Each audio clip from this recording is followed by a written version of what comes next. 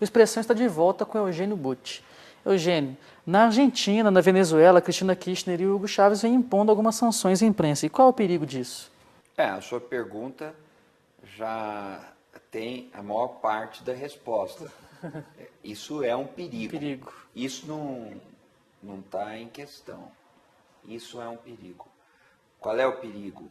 O poder tensionar a imprensa, o poder achar que é o rival da imprensa, o poder estabelecer, aberta ou veladamente, vetos à imprensa. Recentemente, uma ministra argentina, inclusive, impediu a presença de uma repórter de um jornal numa coletiva que ela estava dando naquele momento. Esse tipo de tensão jamais pode ser encorajada, encampada, impulsionada por agentes do governo. Por quê?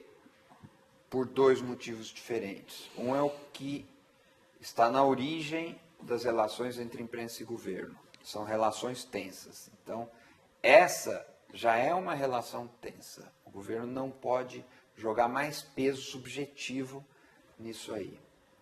O outro motivo pelo qual ele não pode fazer isso é que, quando essa iniciativa vem do governo, ele pode gerar uma catalisação de antipatias difusas com relação à imprensa que existam na sociedade, aglutiná-las num polo e promover uma fusão entre vontade de governo e inconformismo das massas, mesmo que em pequena escala, criando um ambiente de intolerância. Isso é muito desastroso. Esse ambiente de intolerância não há registro, nunca levou a um bom termo, a uma boa solução, nunca levou ao esclarecimento.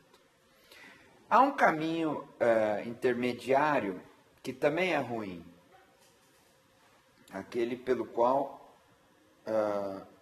as manifestações de impaciência do governo não emocionam as massas e não há adesão de militantes enraivecidos com a imprensa. Aí se cria um potencial mal-estar institucional. A imprensa é uma instituição. Ela não pertence ao Estado e não deve pertencer ao Estado, mas ela é uma instituição, no sentido pleno da palavra. Ela concentra hábitos, ela difunde saberes, ela tem uma influência, ela representa as expectativas de informação dos cidadãos e ela tem permanência, ela perdura no tempo com a sua estabilidade, com a sua fisionomia intacta. É uma forma de apresentar a realidade para a população também. Isso, mas independentemente da função que ela exerce, ela pode ser vista como instituição. Pode ser vista como instituição. O Estado é ele mesmo uma instituição, mas dentro do Estado existem as instituições próprias da gestão da coisa pública, da administração, da função legislativa e assim por diante. Se há um vetor que sai da instituição do Estado na direção de debater conteúdos da imprensa, com possibilidade de interferir, ou de intimidar, ou de coagir, ou de constranger as decisões editoriais autônomas das redações, nós temos um conflito institucional e nós temos uma ameaça à autonomia da instituição da imprensa. Às vezes, um simples comentário generalizante de um chefe de Estado pode criar um clima de animosidade. Existe, além da ética, uma etiqueta, um protocolo que as autoridades deveriam observar no sentido de não manifestar juízos generalizantes sobre a imprensa. A imprensa do Brasil me persegue, ou a imprensa só gosta de notícia ruim. isso convida a um tipo de intolerância muito negativa. É claro que as autoridades têm o dever de corrigir informação errada. É um direito também. Um direito e um dever. Um dever, porque não devem deixar prosperar falsidades. A desinformação. Desinformação. A informação é um direito cidadão, é um dever do Estado. O Estado tem dever de ser transparente e tudo mais. Então, a correção é um dever do governante. A iniciativa de corrigir uma informação é um dever do governante. Mas isso são ações específicas. Aquela história assim assado precisa ser corrigida naquele aspecto. Não se confunde com a enunciação de juízos definitivos sobre a instituição da imprensa. Isso constrange, isso é ruim. Então, isso vem acontecendo na Argentina, com graus variados, e acontece bastante na Venezuela, mas a Venezuela é uma sociedade dividida. Existe uma imprensa pró e uma imprensa contra o governo. Absolutamente maniqueísta desse ponto de vista. Muito polarizada, pelo menos. Então, ali é uma situação muito mais difícil, estruturalmente mais difícil. Na Argentina, recentemente, houve uma contestação por parte do governo do modo como o jornal Clarim teria comprado ações de uma empresa do ramo de impressão gráfica, papel, isso tudo, essa indústria. Segundo as acusações, os compradores das ações ligados a esse jornal e outros jornais teriam sido beneficiados por pressões que agentes de segurança do tempo do regime militar na Argentina. Lobby, né? Não, mais do que lobby. Teria havido pressões, intimidações, inclusive físicas, contra os antigos acionistas, que se viram pressionados a vender as ações. Então, a acusação é de que o regime militar, através dos organismos de repressão, ou de agentes da repressão, ou de um ambiente de repressão, teria intimidado os antigos acionistas. E eles teriam, então, vendido as ações sob pressão, às vezes sob tortura. Ou vende ou vende. Né? E se isso é verdade, é uma informação gravíssima. Por outro lado, se isso é mentira, é mais grave ainda.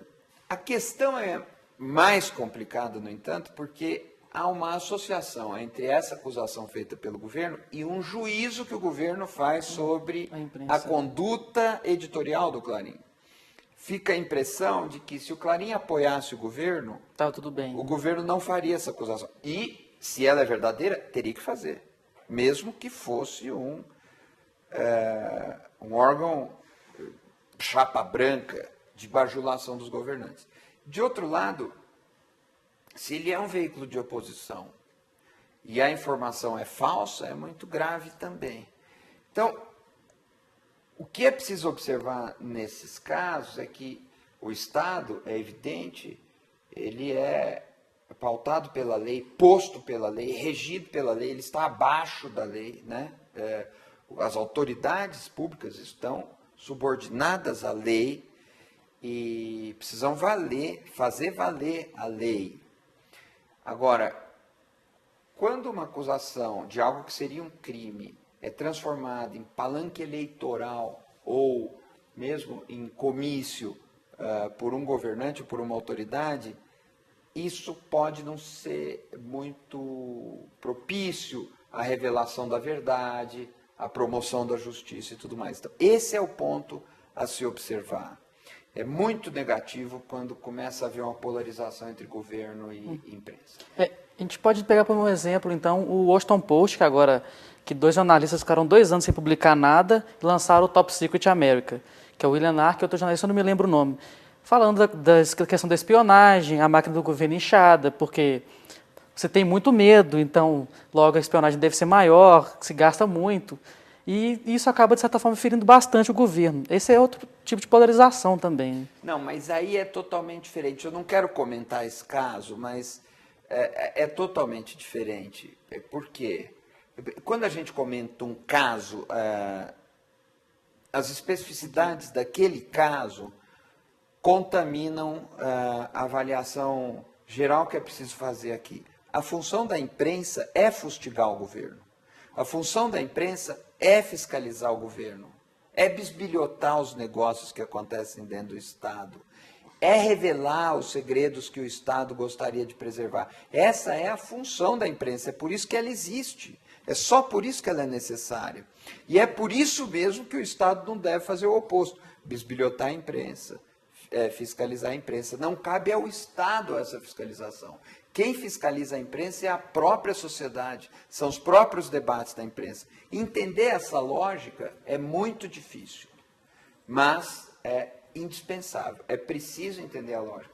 Porque, a princípio, pode parecer que, ora, mas então o Estado vai sofrer crítica e não pode revidar? É exatamente isso. O Estado vai sofrer crítica e não pode revidar, não na mesma moeda. Ele pode e deve fazer prevalecer a verdade, dar entrevistas para os jornais, mas ele não pode controlar ou pretender controlar a imprensa. Até porque a briga é desproporcional. Você pegar o tamanho avaliado hoje do mercado publicitário no Brasil é da ordem de 24 bilhões de dólares. Todo o mercado publicitário no Brasil. Isso é uma estimativa, pode ser um pouco mais, um pouco menos, mas a ordem de grandeza é essa.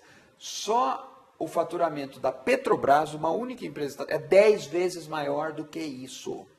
Um pouco mais de 10 vezes maior do que isso. Em termos econômicos, a briga é totalmente desproporcional. Em termos de peso, a briga é totalmente desproporcional. Sem falar que no Brasil hoje, o Estado é um grande anunciante do mercado publicitário. Então o Estado participa desse mercado e tem um enorme poder de comunicação. E precisa dele também, né? Não sei se o Estado precisa ser anunciante, o Estado precisa se comunicar. Não sei se, aliás, eu até acredito que não deve se comunicar pela compra de espaço publicitário. Até porque isso desequilibra o mercado e isso também contribui para exercer pressão, porque em alguns veículos a verba pública se torna tão importante que esses veículos se veem submetidos a um constrangimento e perdem espaço para exatamente criticar o governo. Então,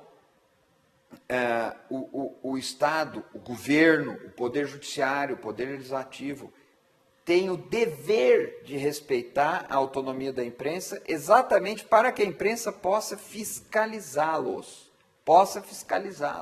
Eles precisam ser fiscalizados pela imprensa e precisam ajudar a que sejam fiscalizados pela imprensa.